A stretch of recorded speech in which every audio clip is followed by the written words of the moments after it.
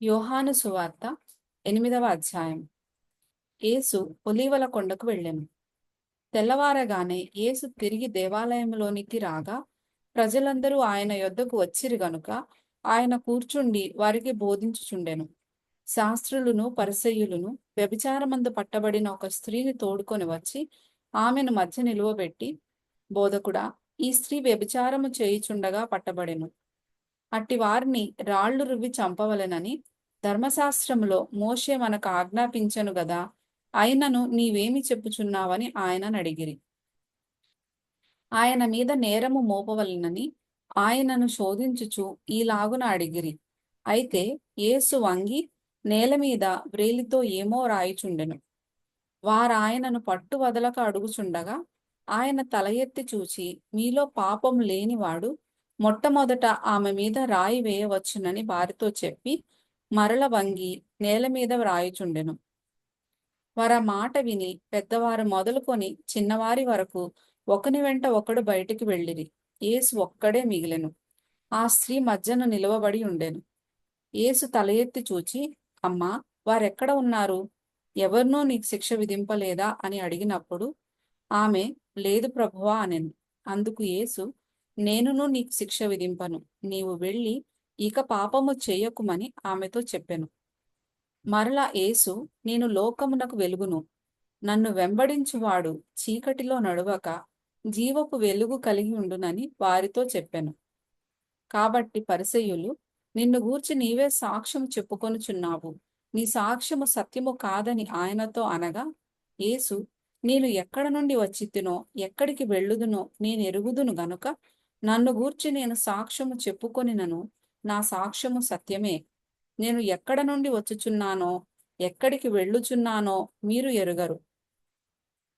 మీరు శరీరమును బట్టి తీర్పు తీర్చుచున్నారు.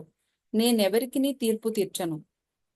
నేను ఒక్కడనై ఉండక నేనును నన్ను పంపిన తండ్రియు కూడా నున్నాము గనుక నేను తీర్పు తీర్చినను నా తీర్పు సత్యమే. మరియు ఇద్దరు మనుషుల సాక్ష్యము సత్యమని మీ ధర్మశాస్త్రంలో వ్రాయబడి ఉన్నది గదా. నన్ను గూర్చి నేను సాక్ష్యము చెప్పుకొని వాడను, నన్ను పంపిన తండ్రియు నన్ను గూర్చి సాక్ష్యమిచ్చుచున్నాడని చెప్పెను. వారు, నీ తండ్రి ఎక్కడ ఉన్నాడని ఆయనను అడగగా యేసు, మీరు నన్నైనను నా తండ్రినైనను ఎరుగరు. నన్ను ఎరిగి ఉంటిరా, నా తండ్రిని కూడా ఎరిగి ఉందురని వారితో చెప్పెను. ఆయన దేవాలయంలో బోధించుచుండగా కానుక పెట్టెయున్న చోట ఈ మాటలు చెప్పెను. ఆయన గడియ ఇంకనూ రాలేదు గనుక ఎవడునూ ఆయనను పట్టుకొనలేదు. మరి ఒకప్పుడు ఆయన, నేను వెళ్ళిపోవుచున్నాను, మీరు నన్ను వెతకుదురు గాని మీ పాపములోనే ఉండి చనిపోవుదురు. నేను వెళ్ళు చోటికి మీరు రాలేరని వారితో చెప్పెను. అందుకు యూదులు, నేను వెళ్ళు చోటికి మీరు రాలేరని ఈయన చెప్పుచున్నాడే, తన్ను తానే చంపుకొనునా అని చెప్పుకొనుచుండిరి. అప్పుడు ఆయన, మీరు క్రిందివారు, నేను పైనుండి వాడను. మీరు ఈ లోక సంబంధులు, నేను ఈ లోక సంబంధుడను కాను. కాగా మీ పాపములలోనే ఉండి మీరు చనిపోవుదురని మీతో చెప్పితిని. నేను ఆయననని మీరు విశ్వసించని ఎడల మీరు మీ పాపములోనే ఉండి చనిపోవుదురని వారితో చెప్పెను.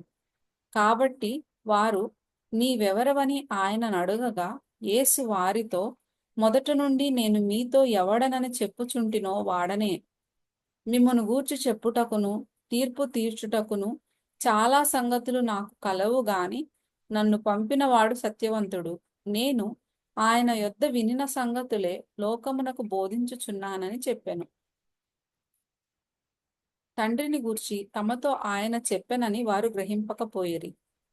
కావున యేసు, మీరు మనుష్య కుమారుని పైకెత్తినప్పుడు నేనే ఆయనననియు నా అంతట నేనే ఏమీయూ చేయక తండ్రి నాకు నేర్పినట్లు ఈ సంగతులు మాటలాడుచున్నాననియు మీరు గ్రహించెదరు. నన్ను పంపినవాడు నాకు తోడై ఉన్నాడు.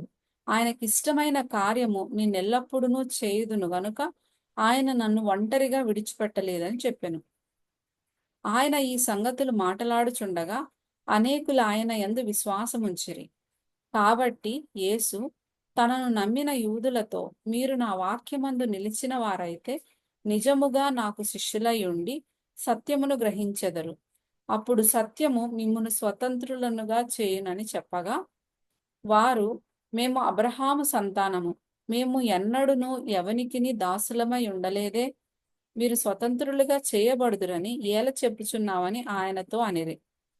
అందుకు యేసు, పాపము చేయు ప్రతి వాడును పాపమునకు దాసుడని మీతో నిశ్చయముగా చెప్పుచున్నాను. దాసుడెల్లప్పుడును ఇంటిలో నివాసము చేయడు, కుమారుడెల్లప్పుడును నివాసము చేయును. కుమారుడు మిమ్మల్ని స్వతంత్రులనుగా చేసిన ఎడల మీరు నిజముగా స్వతంత్రులై ఉందురు.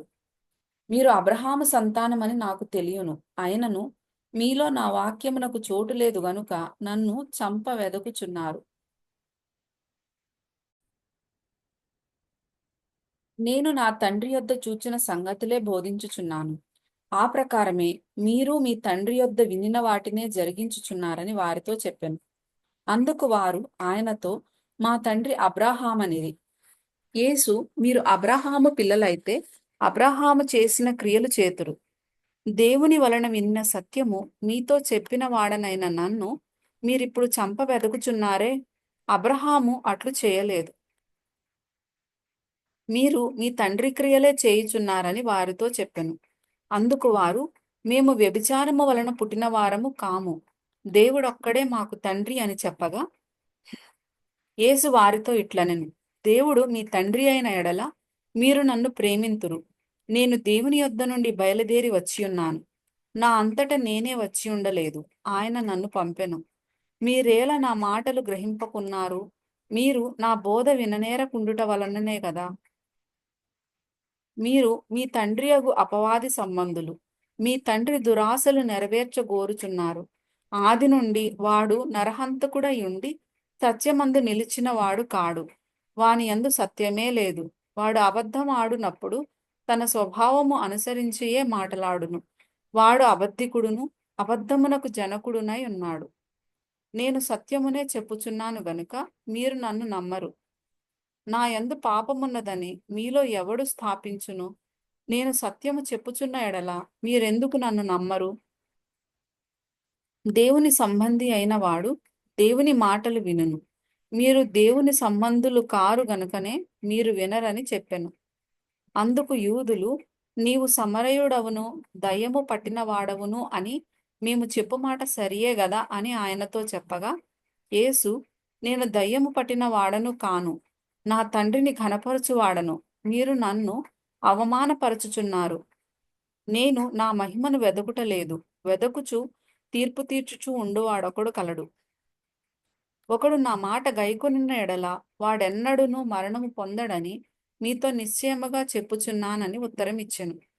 అందుకు యూదులు, నీవు దయ్యము పట్టిన వాడవని ఇప్పుడు ఎరుగుదుము. అబ్రహామును ప్రవక్తలను చనిపోయిరి. అయినను ఒకడు నా మాట గైకొనిన ఎడల వాడు ఎన్నడును మరణము రుచి చూడడని నీవు చెప్పుచున్నావు. మన తండ్రి అయిన అబ్రహాము చనిపోయెను గదా, నీవు అతని కంటే గొప్పవాడవా? ప్రవక్తలను చనిపోయిరి. నిన్ను నీవెవడవని చెప్పుకొనుచున్నావని ఆయనను అడిగిరి. అందుకు యేసు, నన్ను నేనే మహిమపరచుకొనిన ఎడల నా మహిమ వట్టిది. మా దేవుడని మీరెవని గూర్చి చెప్పుదురో ఆ నా తండ్రియే నన్ను మహిమపరచుచున్నాడు. మీరు ఆయనను ఎరుగరు, నేను ఆయనను ఎరుగుదును. ఆయనను ఎరుగనని నేను చెప్పిన ఎడల మీ వలె నేనును అబద్ధికుడనై ఉందును గాని నేను ఆయనను ఎరుగుదును, ఆయన మాట గైకొనుచున్నాను. మీ తండ్రి అయిన అబ్రాహాము నా దినము చూతునని మిగుల ఆనందించెను, అది చూచి సంతోషించెను అనెను.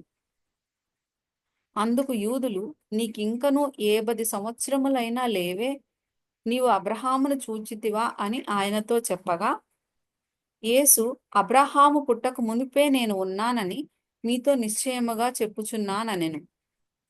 కాబట్టి వారు ఆయన మీద రువుటకు రాళ్లు ఎత్తిరి గాని యేసు దాగి దేవాలయములో నుండి బయటకు వెళ్ళిపోయాను.